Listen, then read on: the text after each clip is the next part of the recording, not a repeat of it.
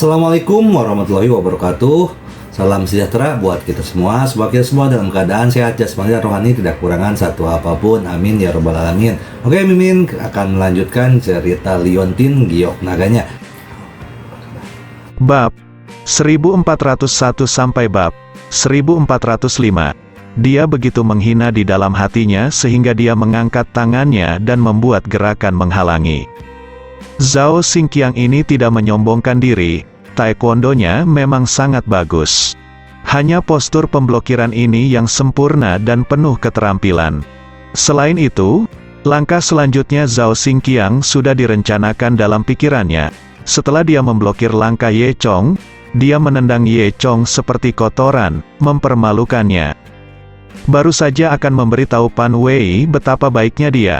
Zhao Xingqiang berpikir dengan sangat baik di dalam hatinya, tetapi ketika dia melakukan kontak dengan Ye Chong, dia tercengang. Meskipun Ye Chong hanya melambai dengan santai, bagi Zhao Xingqiang, kekuatan pukulan ini terlalu besar. Bahkan jika Zhao Xingqiang telah melakukan postur menangkis penuh keterampilan. Seperti kata pepatah, satu kekuatan memenangkan 10 keterampilan. Tidak peduli seberapa bagus postur dan keterampilan Zhao Xingqiang, itu sia-sia bagi Ye Chong. Mendengar bang, Zhao Xingqiang langsung dikirim terbang oleh Ye Chong. Dia terbang 2 meter dan jatuh ke sofa di sebelahnya. Pan Wei tertawa dengan puji, "Yo, jadi ini kemampuan yang luar biasa." Zhao Xingqiang sangat marah. Dia tidak menyangka Ye Chong memiliki kekuatan seperti itu. "Oke, aku bersaing denganmu, tapi kamu benar-benar memukuliku sampai mati, bukankah begitu? Jika demikian, jangan salahkan aku karena bersikap kasar." Zhao Xingqiang mengulurkan tangannya, mengepalkan di depan dadanya, dan melambaikan posisi awal taekwondo. Pan Wei tersenyum dan berkata, "Hihi, Zhao Xingqiang, bukankah kamu cukup mampu sekarang? Apakah Anda tidak ingin saya membantu saudara Ye Chong? Mengapa Anda menggunakan kedua tangan sekarang?" Wajah Zhao Xingqiang penuh rasa malu. Dia secara alami tahu bahwa tangannya sama sekali bukan lawan Ye Chong. Jadi beraninya dia mendorongnya. "Tangan itu milikku, dan aku bisa menggunakannya sesukaku," kata Zhao Xingqiang. Ye Chong sedikit tersenyum. "Apa yang bisa kamu lakukan dengan dua tangan? Masih bukan lawanku?" Zhao Xingqiang berkata dengan marah, "Nak, tidakkah menurutmu jika kamu lebih kuat, kamu bisa begitu merajalela? Aku hanya ceroboh sekarang, lihat bagaimana saya berurusan dengan Anda kali ini." Berbicara, Zhao Xingqiang berteriak, mengangkat kakinya ke depan, dan menendang kepala Ye Chong. Gerakan ini adalah aksinya yang terkenal. Dengan kekuatan besar, saat pertama kali belajar taekwondo, seluruh kelas, tidak ada yang bisa menghentikan gerakannya. Bahkan gerakannya bisa mematahkan batang pohon kecil setebal mulut mangkuk, dan bahkan lebih mudah mematahkan tulang seseorang. Tapi dia tidak tahu bahwa Ye Chong dapat dengan mudah mematahkannya dengan tangannya. Dengan lambaian, bahkan 1000 pohon berusia 1 tahun bisa patah, apalagi batang kecil. Melihat kaki Zhao Xingqiang menendang, Ye Chong mendengus, dan dengan lambaian tangannya lagi, Zhao Xingqiang ditampar lagi di tanah. Dia berguling 2 kali sebelum berhenti, terlihat sangat malu. Pan Wei tertawa lagi dengan puff. Zhao Xingqiang sangat marah, bangkit dari tanah, dan menatap Ye Chong dengan kejam. "Wah, kamu sudah mati." Wang Zhongyu dengan cepat berdiri dan berkata, "Lupakan saja, ini hanya diskusi. Mengapa repot-repot serius?" Baru saja Zhao Xingqiang sendiri mengatakan bahwa mereka berdua hanya bersaing satu sama lain. Tapi yang dimaksud Zhao Xingqiang adalah dia menindas Ye Chong dengan santai. Tapi sekarang, sepertinya yang dibuli adalah dirinya sendiri. Zhao Xingqiang sudah lupa apa yang dia katakan tadi. Dia kesal dengan Ye Chong sekarang, dan dia hanya ingin menyingkirkan Ye Chong. Terlepas dari bujukan Wang Zhongyu, Zhao Xingqiang berteriak dan bergegas lagi. Kali ini, Zhao Xingqiang mencoba yang terbaik dan siap membunuhnya. Melihat Zhao Xingqiang bergegas mendekat, Ye Chong tidak ingin mengganggunya lagi. Di tangannya, dia masih memegang pisang yang setengah dimakan, dan dia melemparkan pisang itu dengan santai. Setengah pisang bernafas langsung ke wajah Zhao Xingqiang. Meskipun pisangnya lunak, itu langsung membuat Zhao Xingqiang terbang. Zhao Xingqiang melakukan 2 jungkir balik di udara, lalu jatuh ke tanah dengan celepuk. Mata Zhao Xingqiang merah, dan dia menggertakkan giginya dan bangkit dari tanah. Tapi tiba-tiba merasa pusing, terhuyung mundur beberapa langkah, lalu duduk di tanah dengan pantat besar. Dia berjuang beberapa kali, tetapi tidak bisa bangun. Pan Wei tertawa terbahak-bahak, "Zhao Xingqiang, kamu sudah seperti ini? Jangan berdiri. Jika saudara kita Ye Chong tidak menunjukkan belas kasihan, kamu akan dipukuli sampai mati oleh saudara Ye Chong." Kemudian Pan Wei secara khusus berkata, "Kakak Ye Chong, tolong tunjukkan simpati. Jangan pukul Zhao Xingqiang sampai mati. Lagi pula, dia juga asisten ayah baptisku." Mendengar ejekan Pan Wei, Zhao Xingqiang merasa malu dan marah, dan ingin mati. Dia awalnya ingin memamerkan kekuatannya di depan Pan Wei. Tapi siapa yang mengira bahwa anak yang tampaknya biasa ini akan sangat kuat? Dia tidak hanya kehilangan muka, tetapi dia juga membuat Pan Wei menertawakannya. Zhao Xing mengertakkan gigi dengan kebencian, tetapi sekarang dia bahkan tidak bisa berdiri untuk melawan. Nyatanya, Ye Chong tetap memegang tangannya. Kalau tidak, setengah pisang tadi sudah cukup untuk menghancurkan wajah Zhao Xingqiang. "Sial, ceroboh, anak ini sangat kuat. Jika kamu memberiku kesempatan lagi, aku pasti akan membunuhnya." Zhao Xingqiang berpikir sendiri. Dia masih merasa bahwa Ye Chong hanya memiliki kekuatan. Pada saat ini, Wang Zhongyu buru-buru keluar untuk memuluskan semuanya, dan berkata, "Lupakan saja, kami Xiao Zhao adalah seorang peneliti, dan dia tidak pandai melakukan sesuatu. Tetapi dia sudah menjadi yang terkuat di antara para peneliti ilmiah kami. Dari tentu saja, kemampuan Xiao Zhao tidak bisa dibandingkan dengan pengawal profesional. Tapi Xiao Zhao, penampilanmu kali ini masih sangat bagus. Baiklah, mari kita lupakan masalah ini." Ye Chong mengangkat bahu dan duduk kembali di kursinya. Kemudian, Wang Zhongyu berkata, "Baiklah, Xiao Zhang, kamu harus membersihkan di sini dulu. Aku akan membawa mereka ke asrama unit. Selama setengah bulan ke depan, aku akan tinggal di unit dan tidak keluar. Seharusnya begitu yang paling aman." Dengan mengatakan itu, Wang Zhongyu membawa Ye Chong dan Pan Wei keluar dari kantor. Faktanya, Wang Zhongyu mengerti dan tidak meminta Zhao Xingqiang untuk ikut dengannya. Karena dia tahu bahwa Zhao Xingqiang telah dipukuli begitu parah sehingga dia tidak bisa berdiri dan perlu istirahat sebentar. Bangunan di belakang lembaga penelitian adalah asrama yang disediakan khusus untuk karyawan, dan ada banyak ruangan kosong di dalamnya. Untuk periode waktu berikutnya, Ye Chong dan Pan Wei tinggal di lembaga penelitian. Di sisi lain, Huaxia juga sedang sibuk, mengatur para peneliti untuk membuat persiapan awal, dan berencana untuk terhubung dengan Wang Zhongyu dalam waktu setengah bulan. Meski sekarang, tidak ada lagi prajurit semu di perbatasan Huaxia. Namun, siapapun yang memiliki sedikit pandangan jauh ke depan akan tahu bahwa prajurit semu ini pasti menjadi kabut yang sangat penting dalam perang di masa depan. Oleh karena itu, sangat diperlukan juga untuk mempersiapkan metode menghadapi para pejuang semu terlebih dahulu. Oleh karena itu untuk docking ini saya sangat concern. Waktu telah berlalu selama seminggu. Awalnya, Ye Chong mengira pembunuh keluarga Browning pasti akan terus menyerang.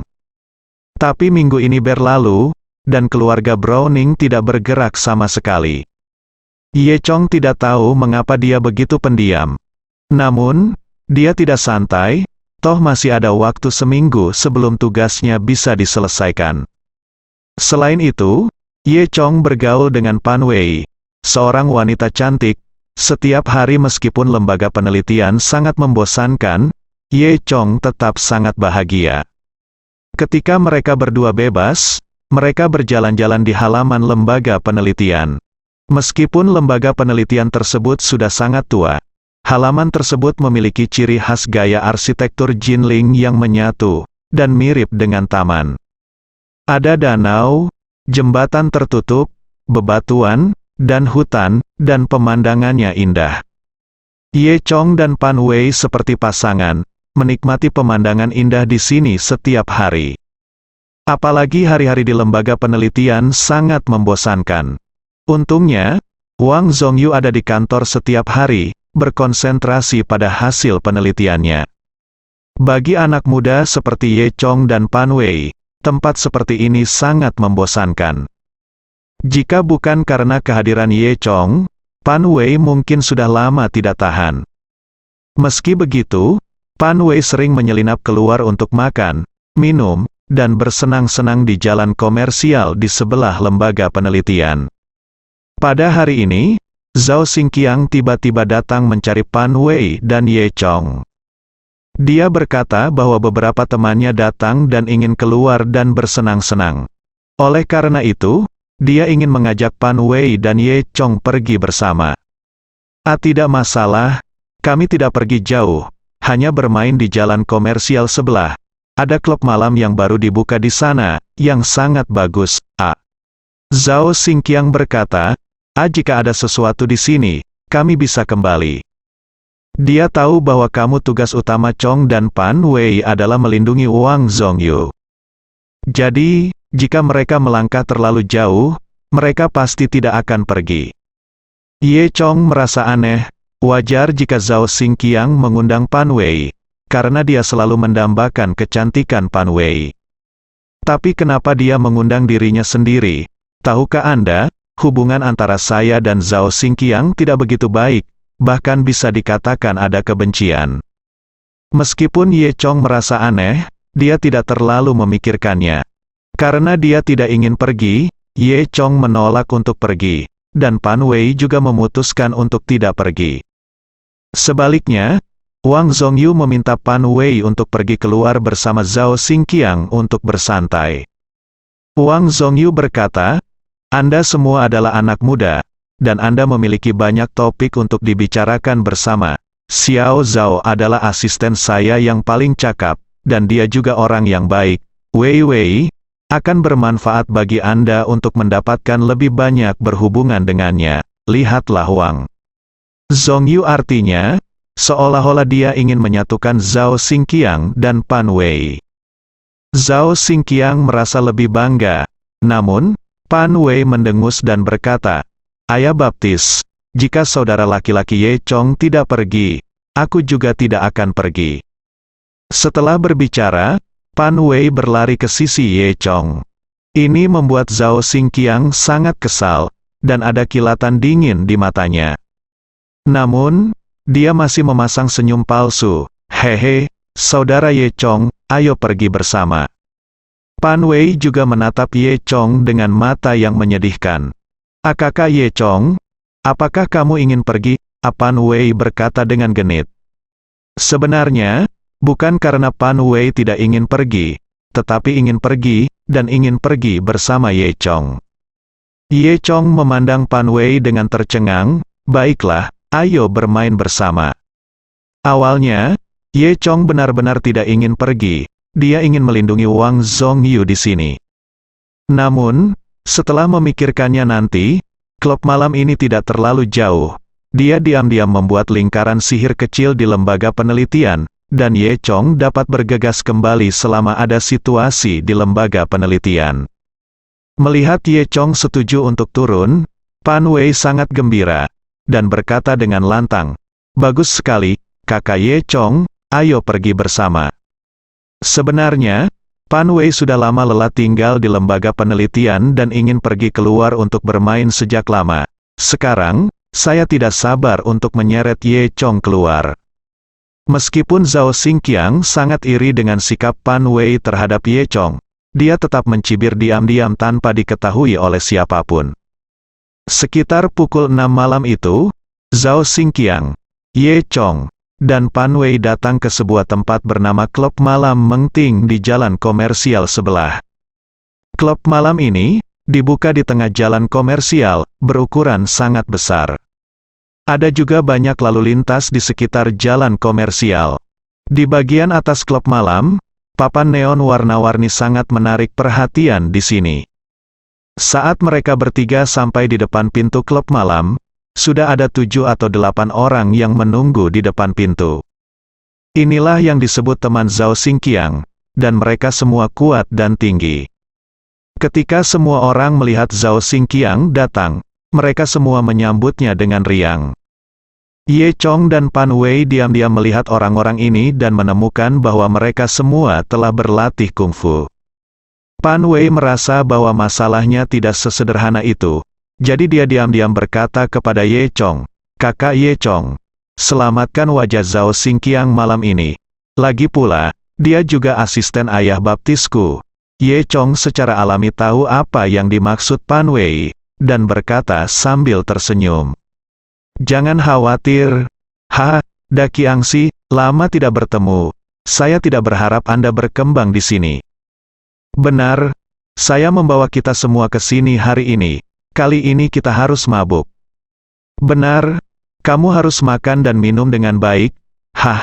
Bunuh Daki Angsi dengan keras. Beberapa orang tertawa dan datang ke sisi Zhao Xingqiang.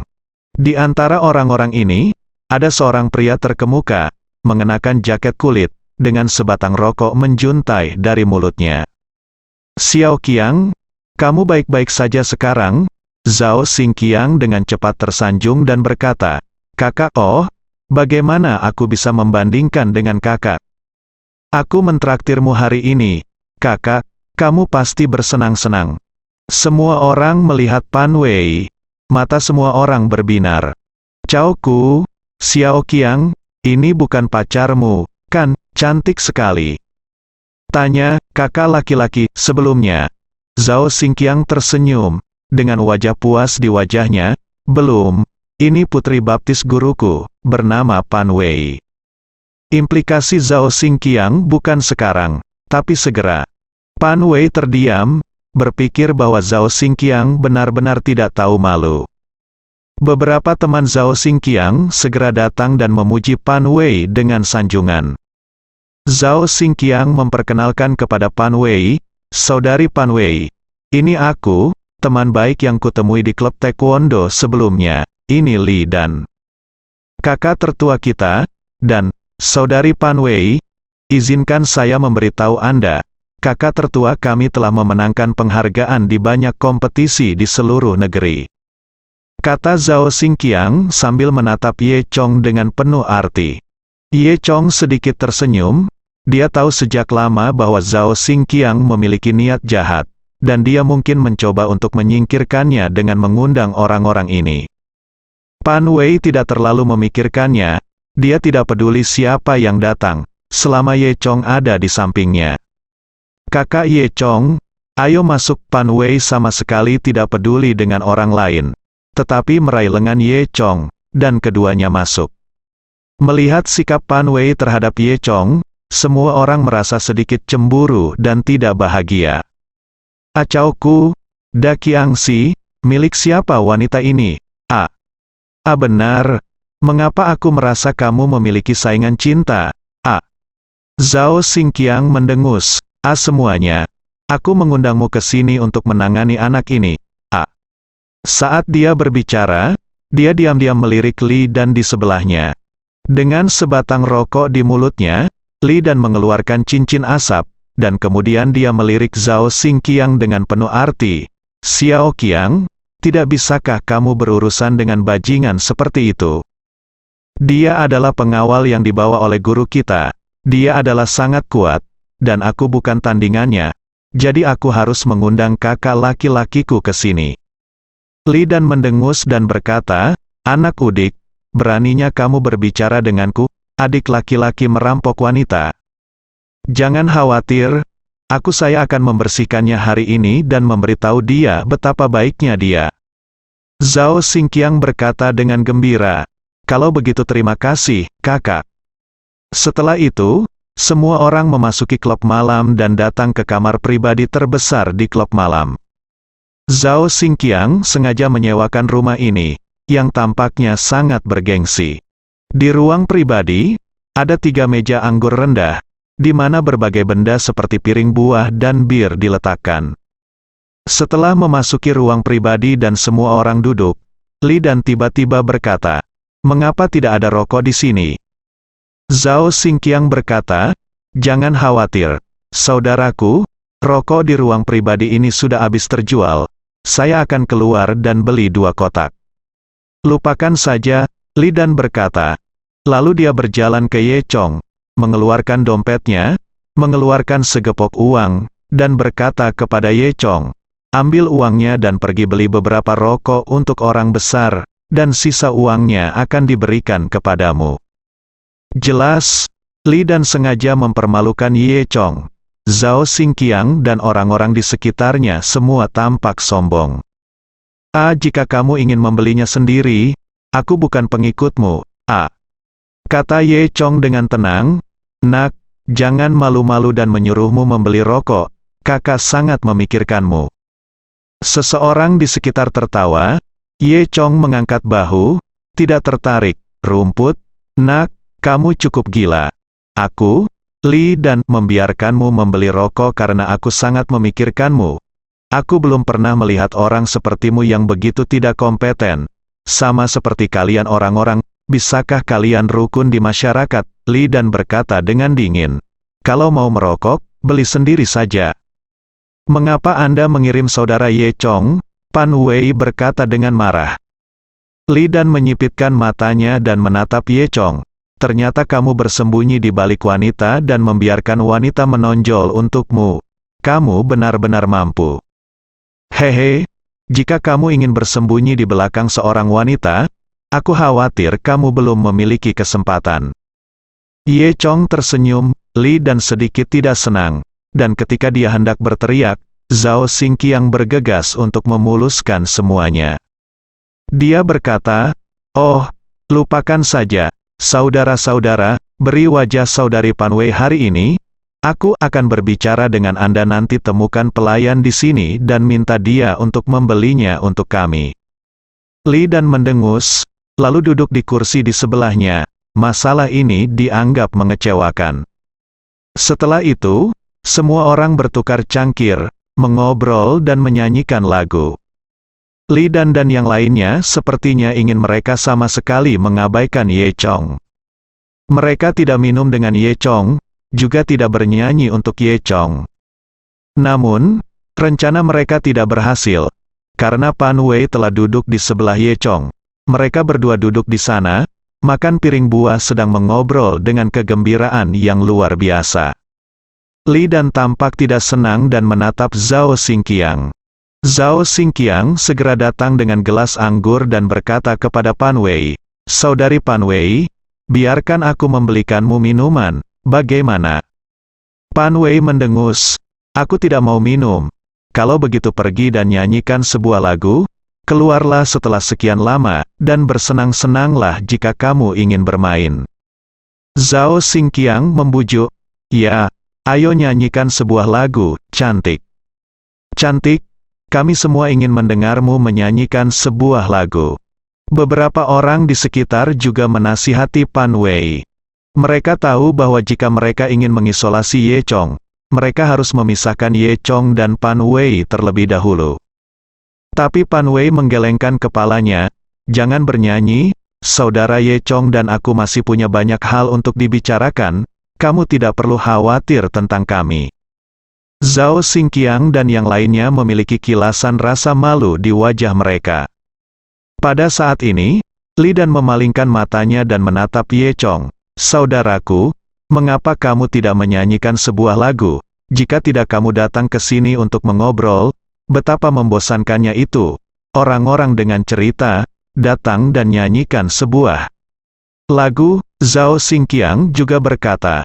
Li Dan berkata sambil tersenyum, "Saudaraku, jangan ambil apa yang baru saja terjadi, kita semua adalah teman, ayo, datang dan nyanyikan sebuah lagu." Li Dan baru saja selesai menyanyikan lagu Snow Keeps Falling, jadi dia datang dan mengambil mikrofon dipaksa ke tangan Ye Chong. Dia berkata sambil tersenyum, "Kamu harus bernyanyi, kalau tidak, kita tidak akan setuju, bukan?" Semua orang mencemooh, "Ayo, ayo." Nyatanya, orang-orang ini hanya berpikir bahwa Ye Chong seperti udik, bagaimana dia bisa menyanyikan lagu apa saja. Ketika saatnya tiba, ketika dia bernyanyi, dia akan dipermalukan di tempat. Mungkin saat waktunya tiba, Pan Wei juga akan merasa malu pada Ye Chong, dan mungkin dia tidak akan terlalu dekat dengan Ye Chong. Li Dan, Zhao Xingqiang dan yang lainnya merencanakan dengan baik, jadi mereka memaksa Ye Chong untuk menyanyikan sebuah lagu. Ye Chong sangat pintar. Bagaimana trik kecil Zhao Xingqiang bisa disembunyikan darinya? Pan Wei hendak membantu Ye Chong ketika dia menolak. Ye Chong sedikit tersenyum, "Baiklah, karena kamu sangat ingin mendengarku bernyanyi, maka aku akan memberimu satu." Semua orang mencibir di dalam hati mereka, mereka belum pernah melihat anak yang merajalela dan bodoh seperti Ye Chong. Mari kita lihat bagaimana dia membodohi dirinya sendiri nanti. Setelah itu, Ye Chong mengklik sebuah lagu paling populer saat ini, Sleeping for a Thousand Years. Nyatanya, Ye Chong biasanya tidak terlalu banyak mendengarkan musik. Dia sering mendengar Pan Wei menyenandungkan lagu ini, jadi dia akrab dengan lagu ini. Dan lagu ini sangat sulit dinyanyikan sekali dalam 1000 tahun, dan membutuhkan keterampilan menyanyi dan pernapasan yang sangat tinggi. Melihat Ye Chong memesan lagu yang begitu sulit, semua orang senang. "Ahehe, udik desa ini bahkan memesan lagu ini. Aku rasa dia pasti tidak bisa menyanyi. Dan lagu ini, tidur sekali dalam 1000 tahun, dimainkan di mana-mana, jadi udik itu akrab dengannya. Dan dia pikir itu dia bisa bernyanyi dengan baik, haha.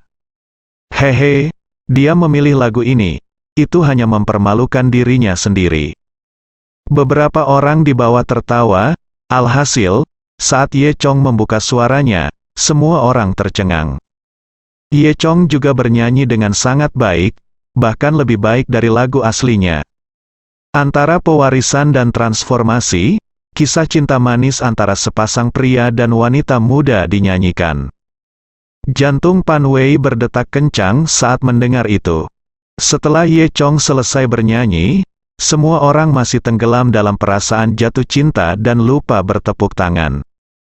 Pada akhirnya, Pan Wei lah yang pertama bereaksi, bertepuk tangan dan berkata, "Wow, kakak Ye Chong, kamu luar biasa, kamu bernyanyi dengan sangat baik, sangat indah, aku sangat menyukainya. Jika ada bunga sekarang, aku pasti akan mengirimimu seikat bunga." Zhao Xingqiang dan Li Dan sangat kesal. Mereka awalnya ingin membuat Ye Chong terlihat jelek, tetapi mereka tidak berharap dia menunjukkan wajahnya. Meskipun Zhao Xingqiang, Li Dan dan beberapa orang lainnya sangat kesal, tidak ada yang bisa mereka lakukan. Lagi pula, Pan Wei masih di sini, jadi dia tidak bisa menyerang Ye Chong sekarang. Jadi, beberapa dari mereka berkumpul untuk minum, dan tidak ada yang memperhatikan Ye Chong, seolah-olah Ye Chong tidak ada. Meskipun beberapa orang ingin menyeret Pan Wei tidak bersama mereka, tetapi tetap di samping Ye Chong. Ini membuat Zhao Xingqiang, Li Dan yang lainnya semakin tidak bahagia, dipenuhi dengan kecemburuan dan kebencian terhadap Ye Chong. Saat ini, Pan Wei tiba-tiba ingin pergi ke kamar mandi.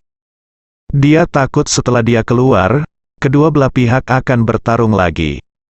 "Kakak Ye Chong, apakah kamu mau ikut denganku?" Ye Chong tersenyum dan menggelengkan kepalanya, "Aku tidak akan pergi."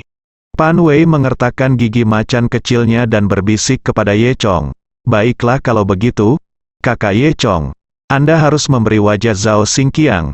Bagaimana saya bisa mengatakannya, dia juga asisten ayah baptis saya." Ye Chong berkata sambil tersenyum, "Kucing kecil, jangan khawatir, tidak apa-apa, untukmu, aku juga akan memberi mereka beberapa wajah." Pan Wei mendengus dan berkata, Kakak Ye Chong, kamu bisa berbicara dengan baik dan membuat gadis-gadis bahagia. Namun, di hati Pan Wei, itu cukup berguna. Setelah itu, Pan Wei keluar sambil melompat-lompat. Setelah Pan Wei keluar, Zhao Xingqiang, Li Dan yang lainnya saling memandang. Kemudian, mereka berhenti bernyanyi, meletakkan gelas anggur mereka, berdiri, dan mengepung Ye Chong. Dan Ye Chong masih bersandar di sofa, makan buah dengan santai di mulutnya. Ada apa? Ye Chong bertanya sambil makan. Brengsek, nak, kamu cukup merajalela sebelumnya. Li Dan berkata dengan dingin, apa, sekarang kecantikannya hilang? Tidakkah kamu berani merajalela? Hehe, kamu terlihat seperti pria yang makan makanan lunak. Tegur seorang adik laki-laki, Zhao Xingqiang berkata, saudaraku, hati-hati, anak ini, menurutmu dia tidak terlihat seperti meriam gunung. Tetapi dia memiliki banyak kekuatan. Terakhir kali aku tidak sengaja diserang olehnya, dan dia memakannya. Apa kerugian? Ye Chong terdiam. Siapa yang terlihat seperti meriam gunung? Kakekmu dan aku sangat tampan dan luar biasa. Aku benar-benar membutakanmu. Ye Chong berpikir sendiri. Li Dan terkekeh. Oke, saudara-saudara hari ini, mari kita lihat seberapa kuat kamu, berikan padaku. Teriak Li Dan beberapa orang bergegas menuju Ye Chong. Di sisi lain, Pan Wei pergi ke kamar mandi, mencuci tangannya, dan keluar. Dia baru saja berpikir bahwa dia akan menemukan kesempatan untuk menyingkirkan Li Dan Zhao Xingqiang, dan pergi ke jalan makanan ringan bersama Ye Chong untuk makan sesuatu yang enak, yang cukup romantis. Semakin Pan Wei memikirkannya, dia menjadi semakin bahagia, dan dia menyenandungkan lagu kecil dengan bangga. Biasanya, Wang Zhongyu tidak akan membiarkan dia dan Ye Chong keluar sendirian. Untungnya, ada Zhao Xingqiang sebagai tameng. Setelah itu, Pan Wei berjalan kembali ke kamar pribadi. Ketika dia membuka pintu kamar pribadi, dia tercengang. Di lantai kamar pribadi, Li Dan, Zhao Xingqiang dan kelompoknya terbaring berantakan. Dan Ye Chong masih menginjak kepala Li Dan, Zhao Xingqiang bersarang di sudut, berteriak terus-menerus. Oh, kakak Ye Chong, apa yang kamu lakukan? Bukankah kamu setuju untuk menyelamatkan muka mereka? Kata Pan Wei. Ye Chong menggosok hidungnya dan berkata, aku menyelamatkan muka mereka. Pan Wei tetap diam, berpikir, ini disebut menyelamatkan muka. Lalu apa yang kamu injak? Apakah itu sebuah bola, bukankah? Itu sebuah bola, kepala. Pada saat yang sama, seorang lelaki desa Mao yang berpakaian sangat sederhana berjalan ke pintu lembaga penelitian genetika tingkat pertama dengan tas selempang di pundaknya. Jika Anda perhatikan baik-baik, Anda akan menemukan bahwa pria ini berasal dari Mao. Penjaga keamanan di pintu menghentikannya dan bertanya, siapa yang kamu cari? Pria Mao Guo itu menjawab, saya di sini khusus untuk mencari Profesor Wang Zhongyu. Saya sudah membuat janji dengannya. Tolong laporkan padanya. Nama belakangku Qian, namamu Qian. Katakan saja padanya bahwa peneliti Qian sedang mencarinya. Bahasa Mandarin pria desa Mao ini sangat fasih. Petugas keamanan memutar nomor telepon Wang Zhongyu. Halo, Profesor Wang, ada seorang peneliti di pintu yang mengaku bermarga Qian dan mengatakan dia ada di sini untuk menemui Anda. Di sisi lain telepon, Wang Zhongyu berkata, oh, benarkah? Biarkan dia masuk dengan cepat. Peneliti Qian sebenarnya adalah rekan Wang Zhongyu yang bekerja sama di Mao. Keduanya membuat janji untuk bertemu malam ini. Setelah Satpam memastikan identitasnya, dia membuka pintu dan mempersilakan pria Maois itu masuk. Pria ini berbeda dengan orang-orang Mao yang bertubuh tinggi dan gemuk serta berjanggut lebat, sosoknya sangat kurus dan wajahnya mulus. Pria desa Mao itu sepertinya sangat akrab dengan institut ini. Setelah masuk, dia langsung menuju ke gedung abu-abu berlantai 3 yang menghadap ke gerbang. Setelah memasuki gedung, dia langsung menuju lantai 2 dan menemukan kantor Wang Zhongyu. Boom, boom, boom, dia mengetuk pintu kantor Wang Zhongyu. Setelah itu, Wang Zhongyu datang dan membuka pintu.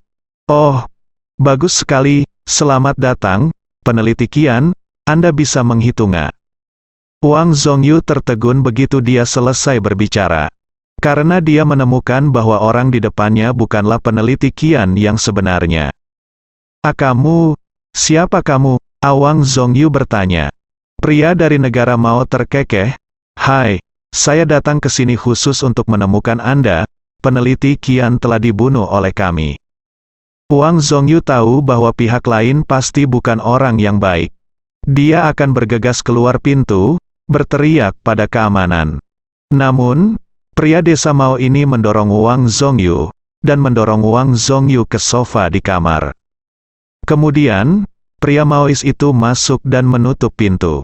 Pria dari negara Mao tersenyum pada Wang Zhongyu, dan berkata dengan tenang, Halo, Profesor Wang, izinkan saya memperkenalkan diri. Saya seorang pembunuh, dan nama saya Trovsky. Saya punya nama panggilan, Bomberman. Wang Zhongyu dia memandang. Trovsky gugup, tanpa mengucapkan sepatah kata pun. Trovsky tersenyum dan melanjutkan, kamu tahu kenapa, nama panggilanku adalah Bomberman. Trovsky mengeluarkan kotak besi dari ranselnya sambil berbicara. Dia meletakkan kotak besi itu di atas meja Wang Zhongyu, dan membuka tutup kotak itu. Di dalam, ada banyak bom yang diikat menjadi satu. Trovsky dengan bercanda berkata, sekarang, apakah Anda tahu mengapa saya disebut seorang pembom? Wang Zhongyu bertanya dengan hati-hati, kamu, apa yang akan kamu lakukan? Trovsky tidak peduli dengan Wang Zhongyu, dia hanya peduli pada dirinya sendiri. Dia berkata, bom-bom ini, meskipun kecil, cukup kuat untuk meledakkan gedung ini sepenuhnya, dan tidak ada orang di gedung itu yang dapat bertahan. Apa? Wang Zhongyu terkejut. Trovsky melanjutkan. Tentu saja, Anda tidak perlu khawatir, karena saya tidak akan meledakkannya sekarang. Saat dia berkata, Trovsky mengeluarkan seikat kabel, mengeluarkan alat seperti tang, dan kemudian mulai bekerja, saat dia sibuk. Dia berkata, saya akan menyiapkan mekanisme di sini, setelah kita pergi. Adapun apakah Anda akan mengaktifkan mekanisme ini? Sepenuhnya tergantung pada kinerja Anda. Setelah Trovsky memasang bom, dia berjalan ke brankas samping. Dia juga tidak membutuhkan kunci. Dia hanya menariknya dengan keras dan membuka brankas. Trovsky melihat sekeliling untuk waktu yang lama, tetapi tidak menemukan apa yang diinginkannya. Dia tidak bisa membantu mengerutkan kening. Awalnya, dia akan mengira itu akan lancar, dan dia akan dapat menemukan bahan penelitian Wang Zhongyu. Tapi saya tidak menyangka benda tua ini menyembunyikan bahan penelitian cukup dalam, dan tidak menyimpannya di brankas. Trovsky mendengus dingin, menatap Wang Zhongyu dan berkata, di mana kamu meletakkan materinya? Wang Zhongyu menggelengkan kepalanya, tidak ingin mengatakannya. Faktanya, itu semua berkat Ye Chong. Wang Zhongyu menuruti saran Ye Chong, dan meletakkan bahan penelitian di bawah 3 buku di atas mejanya. Seperti kata pepatah, tempat paling berbahaya adalah yang paling aman. Trovsky ini benar-benar tidak berpikir, serahkan bahan penelitian, mungkin aku bisa menyelamatkanmu. Wang Zhongyu tentu saja tidak akan mengatakannya. Trovsky mendengus dingin, oke, tidak masalah jika kamu tidak mengatakannya. Saat dia berbicara, Trovsky mengeluarkan bom lain dan mengikatnya ke tubuh Wang Zhongyu. Ayo, ikut aku. Jika kamu tidak patuh, aku akan meledakkanmu berkeping-keping. Kata Trovsky, meledakkanku, kamu tidak akan pernah bisa mendapatkan informasi itu. Kata Wang Zhongyu, Trovsky berkata sambil tersenyum, orang tua, jangan khawatir. Jika Anda tidak patuh, saya tidak hanya akan mengebom Anda, tetapi semua orang di seluruh gedung akan dikubur bersama Anda. Bagaimana? Apakah Anda ingin mencoba lagi? Benarkah? Wang Zhongyu mengertakkan gigi dan berkata, "Jika kamu ingin membunuhmu, bunuh aku, itu tidak ada hubungannya dengan orang lain." Trovsky tersenyum, berjalan langsung ke pintu, membuka pintu, "Tolong." Wang Zhongyu tidak punya pilihan selain mengikuti Trovsky, meninggalkan kantor. Sebelum meninggalkan kantor, dia melihat kembali ke mejanya, bom itu ada di atas mejanya. Jika bom meledak, semua dokumen yang disembunyikan di atas meja akan hancur. Wang Zhongyu tahu bahwa apapun yang terjadi, bom tidak boleh dibiarkan meledak, dan bahan-bahan ini tidak boleh dihancurkan. Tapi sekarang, dia hanya bisa menuruti kata-kata Trovsky, berpura-pura acuh tak acuh, dan berjalan ke depan. Dan Trovsky mengikuti di belakang Wang Zhongyu. Wang Zhongyu memasang bom di tubuhnya, dan setelah mengenakan mantelnya, dia tidak bisa melihat sesuatu yang tidak biasa. Orang-orang yang lewat menyapa Wang Zhongyu satu demi satu. Wang Zhongyu mengembalikan hadiah itu tanpa sadar. Segera, keduanya keluar dari institut. Penjaga keamanan di pintu melihat dua orang keluar dan menyapa mereka dengan hangat. Setelah meninggalkan lembaga penelitian, dia berjalan kurang dari 50 meter ke depan. Ada sebuah mobil hitam terparkir di sana. Trovsky membuka pintu mobil, mendorong Wang Zhongyu masuk, dan masuk ke dalam mobil sendiri. Dia tersenyum sedikit dan berkata, "Orang tua, ayo pergi." Pada saat ini, Wang Zhongyu memutar matanya, tiba-tiba menjadi kejam, dan mengulurkan tangannya untuk mencabut sekering bom di tubuhnya. Wang Zhongyu menonton TV dan tahu bahwa hanya satu kabel timah pada bom ini yang dapat dipersingkat.